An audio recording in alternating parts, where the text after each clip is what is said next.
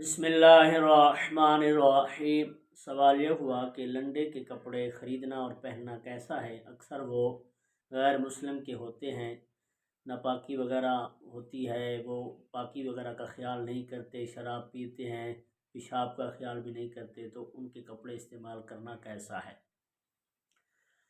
دیکھیں، سب سے پہلے بات تو یہ سمجھیں کہ شریعت ظاہر حال کو دیکھتی ہے۔ آپ لنڈے سے کپڑے خریدیں اور اگر ظاہری حال میں ان پر کوئی نجاست وغیرہ نہیں ہے، کوئی نجاست کا اثر باقی نہیں ہے، تو وہ پاک ہیں اور انہیں پہننا جائز ہے، بغیر دھوئے بھی پہننا جائز ہے، لیکن افضل اور بہتر یہ ہے کہ دھو کر پہنا جائے۔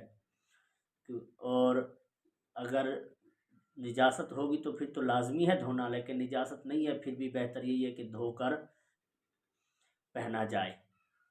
اور اس طرح روایات ملتی بھی ہیں کہ صحابہ کرام جب جنگوں پر جاتے تھے، نبی کریم صلی اللہ علیہ وسلم بھی ساتھ ہوتے تھے، تو مال غنیمت میں جو کافروں کے کپڑے لگتے تھے تو سرکار نے کبھی منع نہیں فرمایا کہ ان کو نہ پہنو، ان کو استعمال نہ کرو، بلکہ صحابہ کرام انہیں پہنا کرتے تھے۔